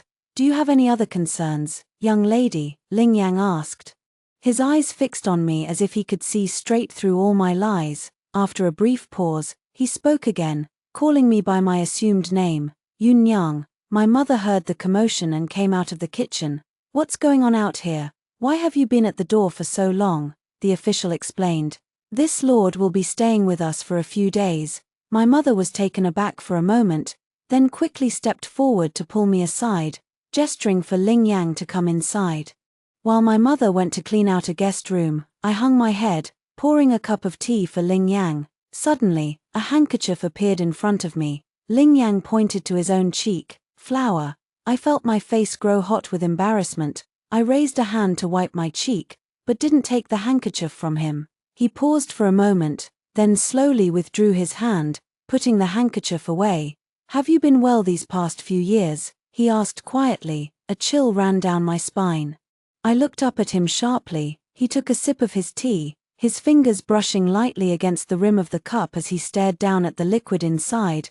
A few years ago, Sichuan got a new governor, whose style of governance is quite different from his predecessors. Have you adapted well to the changes? Was he just making polite conversation about local governance? I let out a quiet breath of relief, nodding my head. How many characters can you read now? He asked. My heart skipped a beat again. My breath catching in my throat. Sichuan has been promoting education for women in recent years. He continued smoothly, as if just making idle conversation. I wonder how effective those efforts have been. They've been quite effective, I replied, my voice barely above a whisper. The tight knot in my chest loosened a little. Is it not tiring, traveling back and forth alone like this? He asked, his tone casual. My heart gave a violent jolt. He let out a low chuckle.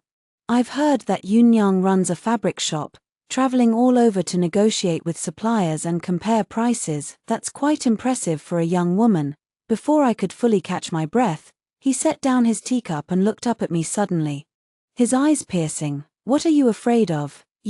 Have you recognized me? I didn't get the chance to finish my question. Familiar footsteps sounded in the courtyard outside. Xianxia came in, soaking wet from head to toe. Miss, I'm home. He spotted Ling Yang sitting in the room and looked confused. I hurried over to pull him toward the door. This lord will be staying with us for a few days. I've already heated up some water. Go to your room, take a hot bath, and change into dry clothes. Don't catch a cold.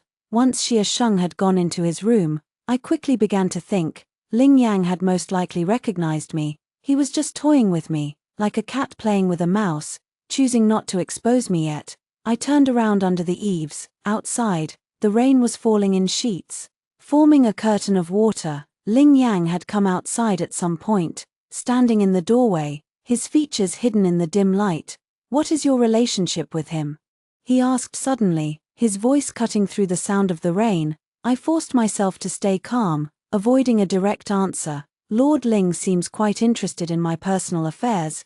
Is this also part of your inspection of the local people's lives? If he wasn't going to expose me, then I certainly wasn't going to give myself away. I walked past him, heading back toward the kitchen.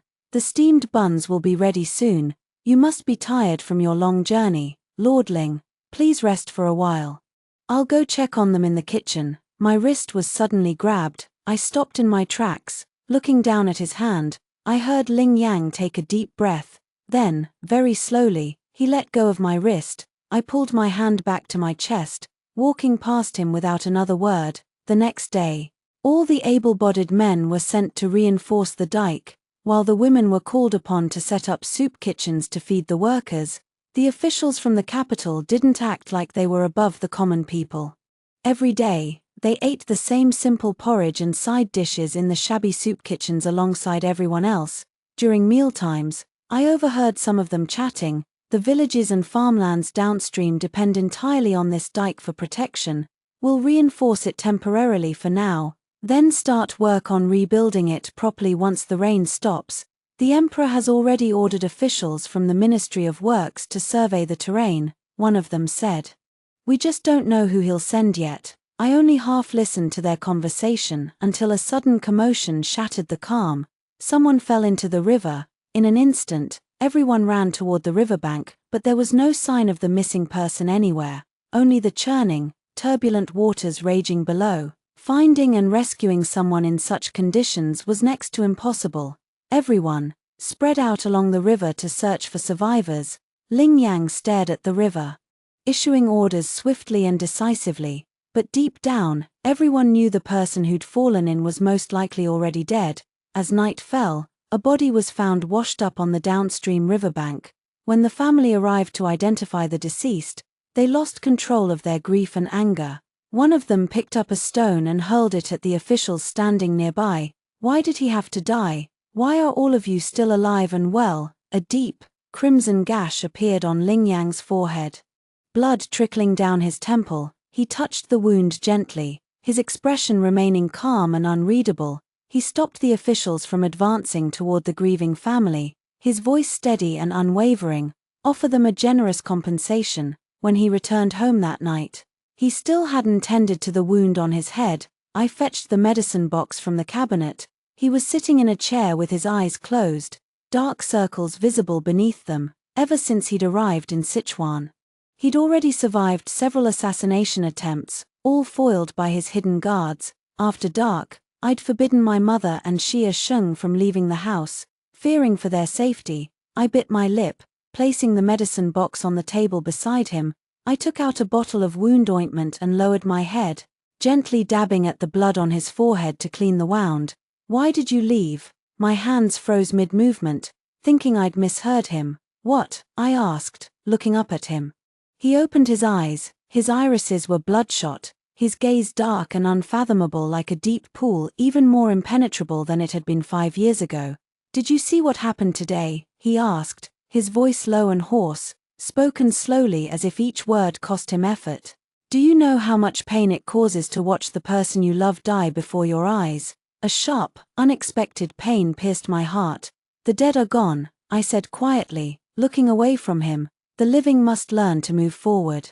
Ling Yang twitched the corner of his mouth, letting out a bitter, humorless laugh. How do you know they aren't trapped in an endless rainstorm every single day of their lives? I was surprised to see this vulnerable, sentimental side of him. Had Su Yuan died while I was gone, I pressed my lips together, continuing to apply the ointment to his forehead before wrapping it with a clean bandage. I hesitated for a moment, then whispered, "My condolences." Ling Yang frowned deeply, looking at me with a strange expression. His brow twitched involuntarily. He raised a hand to press against it, closing his eyes and letting out a long, shaky breath. The rain continued to pour for an entire month. Then, on the day the storm suddenly intensified, Ling Yang didn't return home all day. It wasn't until the rain finally eased and the dike was confirmed to be safe and intact that he stumbled back to our house, utterly exhausted and covered in mud from head to toe. The once immaculate, elegant man was now a disheveled mess. He barely made it through the door before collapsing to the ground. I couldn't support his weight alone. Xia Sheng rushed over to lift him up and carry him to the bed, then ran out to fetch a doctor. Ling Yang's high fever raged all night long, and that night, assassins attacked our courtyard. The clashing of swords and the sounds of fighting echoed through the night until Ling Yang's hidden guards finally managed to eliminate all the attackers. The courtyard was soaked in blood, but by the next morning, the rain had washed most of it away. In the evening, Ling Yang's condition finally began to improve. His eyes moved beneath his eyelids a few times before slowly fluttering open. I let out a sigh of relief, setting down the spoon I'd been using to feed him medicine. "It's good that you're awake," I said softly. He stared at me blankly, his eyes unfocused, as if he'd lost his wits. "Lord Ling," I called out to him. He blinked slowly, then raised a trembling hand, his fingers brushing gently against my cheek. "You Shu," he whispered, his voice barely audible. "I've finally found you." So he wasn't pretending anymore. I reached out to touch his forehead, it was still burning hot. Was he delirious from the fever, talking nonsense? I looked at Ling Yang, his eyes bloodshot and filled with a raw, desperate emotion I'd never seen before, and asked in confusion, "Why did you go to all that trouble to find me? What kind of relationship do we even have?" He stared at me intently, tears spilling from his eyes. He let out a choked, bitter laugh. "You mean to say, you don't love me? Is that why you disappeared without a trace?" I stared at the tears streaming down his face in disbelief. Could someone like Ling Yang really lose control like this? His voice dropped to a whisper, as if he were talking to himself. "No, that's not right. You gave me everything. You never cared that I was poor, never complained about the hardships. You gave me a peach, and I should have repaid you with a jade pendant in return. I've long since given you my heart." His voice faded away completely, and he slipped back into unconsciousness. I held the now cold bowl of medicine in my hands, staring at his pale, feverish face, my mind completely blank. "Miss." The sound of Xianxia's voice jolted me out of my daze. I set the bowl down and turned around. Xianxia was holding a basin of cold water. "The doctor said I should wipe Lord Ling's body with this to bring down his fever. Please, miss, would you mind stepping outside for a moment?" I nodded numbly and left the room, closing the door behind me. The rain had finally stopped outside. Ling Yang lay in bed, drifting in and out of consciousness for 3 whole days. Whenever he woke up, he rambled incoherently, never fully lucid. I didn't go to see him. Apart from the doctor, it was Xianxia who took care of him day and night. A steady stream of visitors came to check on his condition. I wasn't sure if Xianxia had overheard Ling Yang's delirious mutterings, but he grew increasingly quiet and withdrawn, acting strangely distant. Finally, he couldn't contain his curiosity any longer and asked me, "Miss, the woman Lord Ling keeps calling for in his fever dreams, is that you?" I looked at him. He hung his head, avoiding my gaze. "All the other officials have already moved into the inn, only Lord Ling chose to stay here. He keeps calling out a name, Yushu. Your mother calls you Shua, Yushu and Shua. They're both you, aren't they?" I fell silent for a long time, surprised by how sharp Xianxia's intuition was. "Yes," I admitted quietly. "Ling Yang and I were once married." Xianxia's head shot up, his eyes wide with shock. He was so stunned he couldn't speak for a moment. When he finally found his voice, it was filled with confusion. "Then, what did Lord Ling do to make you run away from him for all these years? Now that you've finally met again, what do you plan to do now, miss?" I didn't have an answer for him. I really didn't know. Ling Yang's delirious words had touched a chord in my heart, but only a chord, nothing more. On the 4th day after he fell ill, Ling Yang finally regained full consciousness. The first thing he did was summon all the officials to discuss the post-flood reconstruction work. I waited until their meeting was over before entering his room. Ling Yang was leaning against the headboard, his face still pale and gaunt from his illness. I held out the bowl of medicine to him. He took it and drank it all in one go, his voice hoarse as he said, "Thank you for your care these past few days." "Yunyang." I froze, staring at him in surprise. "What did you call me?" He raised an eyebrow slightly, a faint, knowing glint in his eyes. "Yunyang." He didn't remember what he'd said while he was delirious. For a moment, I didn't know what to say. All the arguments and explanations I'd rehearsed in my mind suddenly vanished into thin air. I said nothing. Simply took the empty bowl from his hand and turned to leave, pretending that nothing had happened between us. Shortly after he recovered from his illness, Ling Yang was set to leave Sichuan. The officials from the Ministry of Works, sent by the Imperial Court, had already arrived in the region. The local government office held a farewell banquet in his honor. Ling Yang had been gone for half a day when a government official suddenly arrived at our house, summoning me to the banquet hall. He said Lord Ling had something important to discuss with me, but instead of leading me to the banquet, the official took me to a private room, grinning obsequiously. "You're a lucky woman, miss. When you climb the social ladder and become a noble lady, don't forget about us little people." With that, he closed the door and locked me inside. As night fell, Ling Yang was escorted into the room, supported by 2 of his attendants. He smelled faintly of wine, but his eyes were still clear and sharp. When he saw me standing there, a flicker of surprise crossed his face. He quickly recovered his composure, his expression turning cold as he snapped at his attendants. "Arrest the man who gave that order without my permission. I'll deal with him later." The attendants bowed and retreated, leaving the door slightly ajar. Ling Yang walked over to the table and poured himself a cup of tea. "I'd planned to stay at the inn tonight to avoid disturbing you and your mother so late at night," he said quietly. "I never expected them to bring you here. This is my fault." I stood up, maintaining a polite but distant demeanor. "Since there's nothing wrong, my lord, I'll take my leave now." As I passed him, he let out a long breath and said softly, "Would you be willing to listen to a story?" I paused in my tracks. He didn't wait for my answer before beginning to speak. "There once was a scholar who was born into a wealthy, influential family, blessed with a natural talent for learning.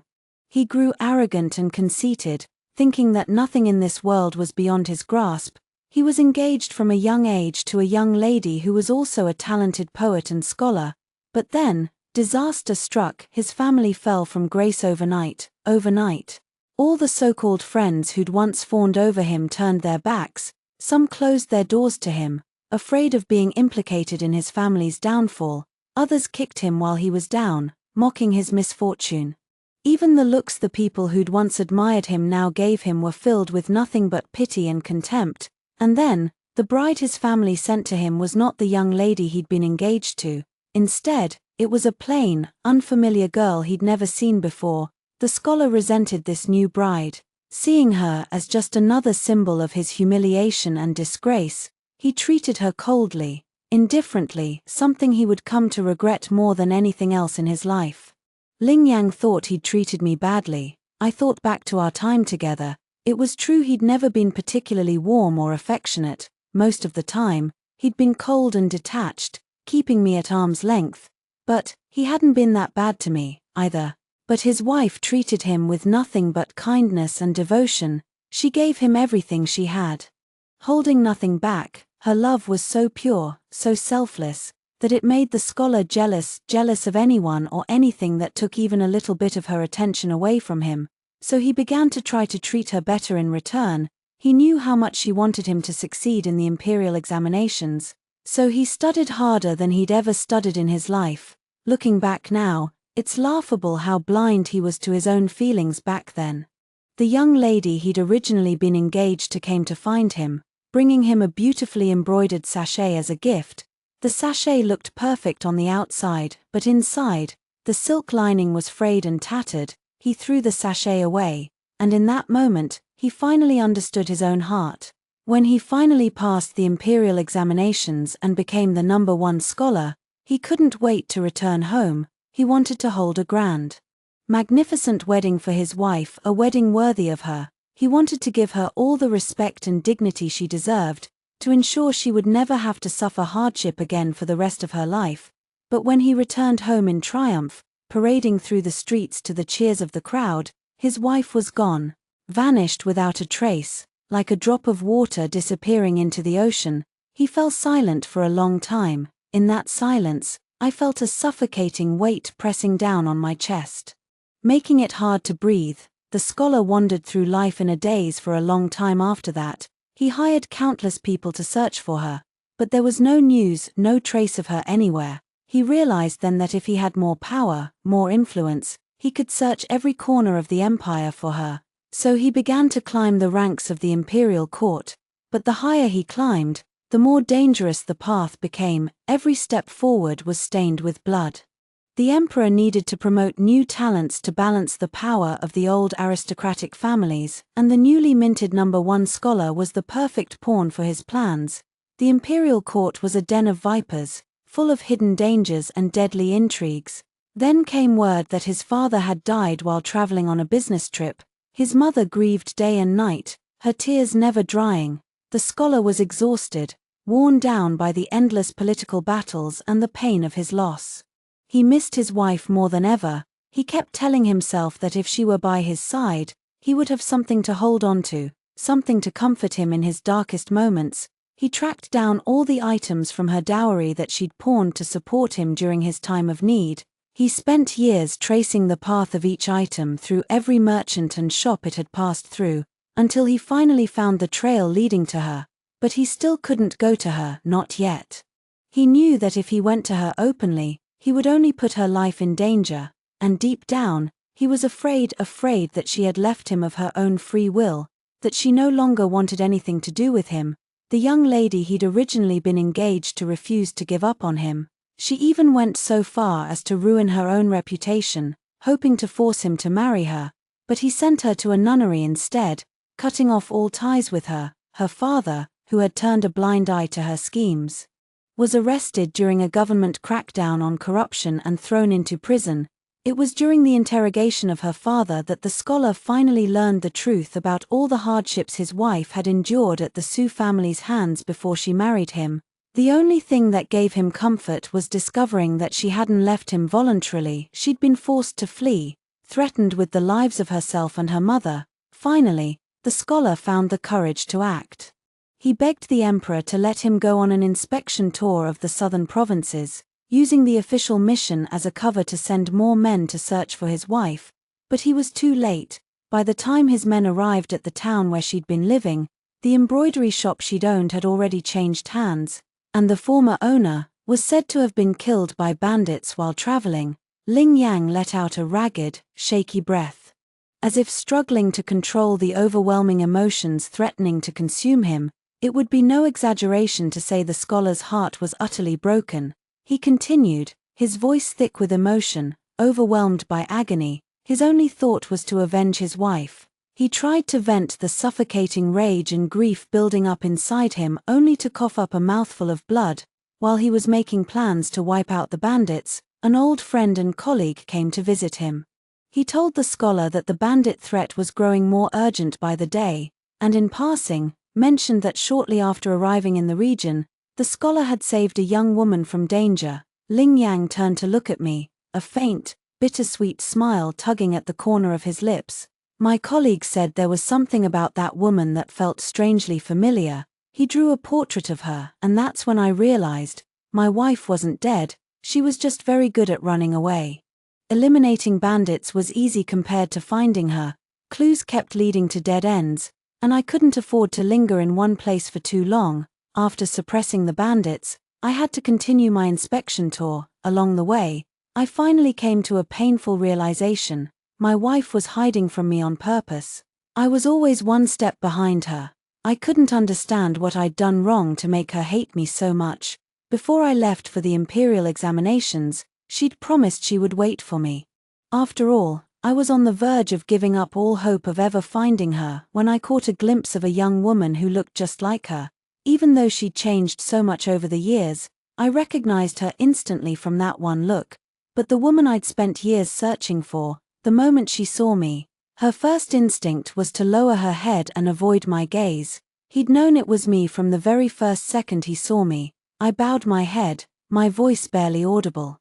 You don't have to finish the story, you didn't want to acknowledge me, and that wasn't the right time for a reunion anyway, he said, his tone growing colder, sharper. I was in a hurry to get to the riverbank to prevent the dike from bursting. But then, I saw you again, bringing food to another man, handing him a handkerchief. He spat out those last few words as if they tasted bitter in his mouth. People said you were just his employer and he was your servant. But I've never liked judging people based on what others say about them. I wanted to see how you two interacted with my own eyes, so I made up a flimsy excuse to stay in your house. I tested you, again and again, and in the end, I came to a conclusion. My wife had never loved me, not even for a single moment. His Adam's apple bobbed up and down as he swallowed hard. He lowered his eyes to meet mine. His gaze intense and filled with a raw, wounded pain. Was my judgment wrong? Wife, I remained silent for a long, long time. Ling Yang sighed softly, looking away. I'd made up my mind that I would never let you suffer another moment of hardship ever again, but I'd forgotten how smart and resilient you are. Given even a small patch of earth to grow, you will thrive. Free and unshackled. To cage you by my side, to let anyone cage you, that would be the greatest injustice of all. After a long while, a bitter, humorless laugh sounded above my head. Pretend this was all just the ramblings of a drunk man. I won't ask any more questions. I'll have someone take you home. Yun Yang. I mumbled a quiet acknowledgement, not daring to look back at him. Ling Yang stood behind me, his voice softening, almost gentle. From now on, you can finally rest easy. No one will ever dare to harm you again. You don't have to run or hide anymore. You can do whatever you want. Live however you want. I paused mid-step, then kept walking toward the door. His gaze lingered on my back, heavy and warm, like a caress. I took a deep breath and turned around to face him, my voice steady and clear. The person that lady was hiding from was never the scholar. It was the only answer I could give him. Ling Yang was a good official, an honest, capable man who did his duty by the people. The imperial court needed men like him, and I was like a weed, tough, resilient, meant to grow wild and free under the open sky. That was what was best for me. It was an unspoken understanding between us. 5 days later, the imperial inspector departed from Sichuan. The townspeople lined the streets, waving and cheering to bid him farewell. I stood in the crowd, watching his carriage disappear into the distance, lost in thought. There was one thing I never told him. Once, a long time ago, on a cold, snowy day, there was a man who walked beside me, sharing his umbrella with me, helping me through the snow. For a brief, fleeting moment, he had made my heart flutter.